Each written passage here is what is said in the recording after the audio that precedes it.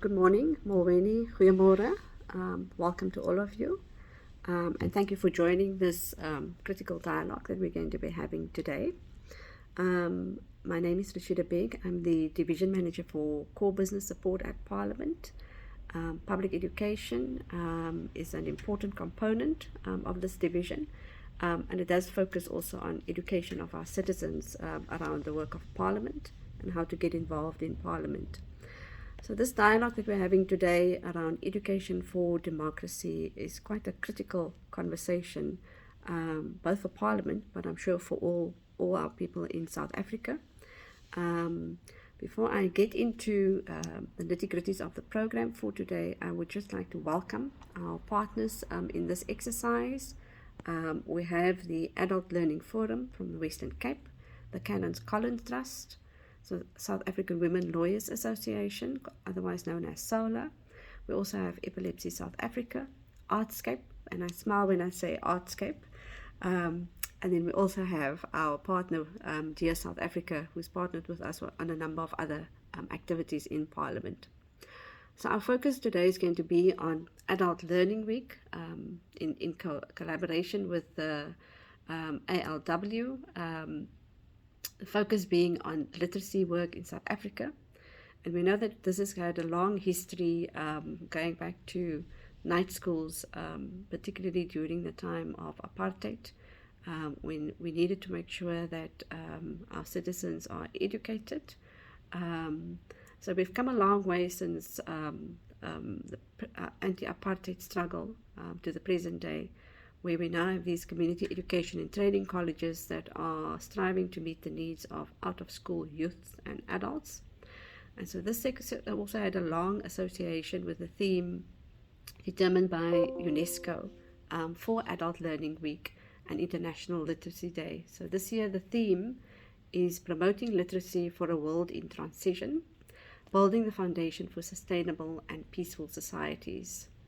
So if we look outside at the weather, we can already determine this world is definitely in transition. We're in the middle of September, and we would be expecting the sun to be shining, the birds to be out, flowers to be blooming, but we've got this crazy weather in Cape Town.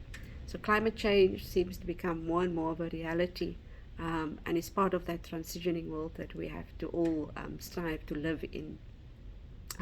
Over and above that, we've emerged from COVID-19. We've seen the impact it has had on our economy, on our education systems, on the work that we also do as Parliament, and the way we had to change and shift the way that we did our work. So these struggles have affected the ability of many of not only our school children, but also our adults to be able to finalize their education and to get to utilize that education effectively to lift our country out of poverty, unemployment, and to change the inequality picture of South Africa. So the need for vibrant and sustainable adult literacy and learning programs is vital, even now as it was before, especially among the young and adults from vulnerable groups facing intersectional disadvantages due to poverty, gender identities, as well as sexual orientation, social status, ethnicity, language, diversity, disabilities, and geographical location. And many of the educational processes have switched to technology. We've particularly seen that during COVID, and this has also been impacted now by electricity, data costs, but also in our deep rural areas, the access to broadband and to Wi-Fi. And this growing digital divide in terms of connectivity, infrastructure, and the ability to engage with technology in providing quality education for all excludes many citizens from pursuing learning remotely, thus catalyzing the vicious inequality cycle. And the transformation of literacy and learning spaces not only entails reimagining and management of physical facilities more sustainably, but also comprises changes in the governance structures of the educational systems and institutions by allowing outcomes of literacy and learning from informal and non-formal settings to be recognized, validated, and accredited through flexible data-driven monitoring and evaluation processes. So that sounded like quite a bit of mouthful, but I'm sure you will make sense out of it in terms of your engagement that you have today. So we have goals that need to be highlighted during Adult Learning Week and maintained during the ongoing challenges of developing a vibrant learning society. We need literacy and learning systems and spaces that are resilient to withstand the unprecedented realities ahead of us, both as a country in itself and as a member of the global family that must work together to resolve the crises that confront us. So we've also seen many shifts on the political landscape. We've seen the collaboration at the BRICS level. The BRICS summit has just been concluded, and it was interesting to note just how the world responded to the BRICS summit, how it impacted on our rand-dollar exchange.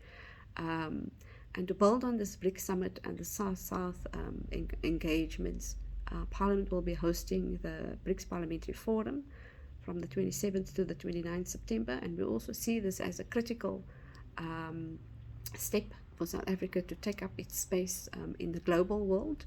It's an important annual observance that highlights the need for collaboration between developing countries, also what we now call the countries of the Global South.